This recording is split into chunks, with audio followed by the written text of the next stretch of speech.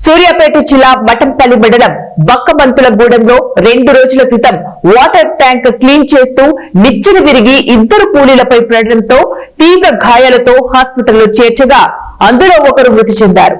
తమ కుటుంబాన్ని ఆదుకోవాలని మఠంపల్లి నుంచి హుజూర్ నగర్ రహదారిలో కుటుంబ సభ్యులు బంధువులు ధర్నాకు దిగారు. భారీగా ట్రాఫిక్ జామ్ అయింది. రోడ్డు మీద రాస్తారోకో చేస్తాను. ఈ రాస్తారోక వల్ల ఇబ్బంది ఎవరికైనా కలిగితే వాళ్ళు క్షమించాలి, మన్నించాలి, అర్థం చేసుకోవాలి. కానీ ప్రాణం పోయింది. ప్రాణం పోతే మన ప్రాణం వస్తుందా? ఒక అర్ధగంట పోతే వాహనం పోతాడు, వెళ్ళిపోతాడు. కానీ ప్రాణం పోతే ప్రాణం రాదు.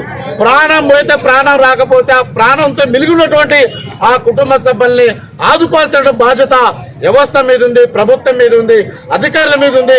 ఈ జిల్లా మంత్రిగా ఉన్నటువంటి మన ప్రియ నాయకుడు ఉన్నటువంటి మన ఉత్తమ్ కుమార్ రెడ్డి గారి మీద ఉందని చెప్పి తెలియజేస్తూ వెంటనే ఆ కుటుంబం దగ్గరకు వచ్చి వాళ్ళకి 50 లక్షల ఎక్స్గ్రేషియా, ఆ కుటుంబంలో ఉద్యోగం, వాళ్ళకి ఇందిరమ్మ ఇల్లు, వాళ్ళ ప్రభుత్వ పథకాలు ఇవన్నీ కూడా అందజేయాలని చెప్పేసి ఈ సందర్భంగా మేము తెలియజేస్తూ కొండల గారు జోర్లు అర్పిస్తూ ఇక్కడ పాల్గొన్నటువంటి మీ అందరూ కూడా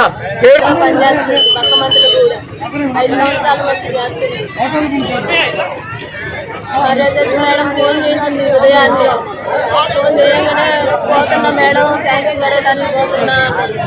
పోయి ఇంటికి తిరిగి ఇంకా రాలేదు.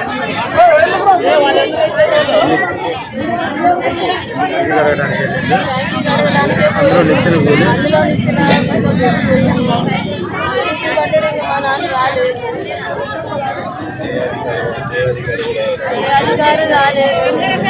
కార్యదర్శి మేడం కూడా ఒకసారి వచ్చిపోలేదు. ఎవరు ఇంటికి వచ్చినట్టు పలుకు వచ్చిన వాళ్ళు లేరు మమ్మల్ని.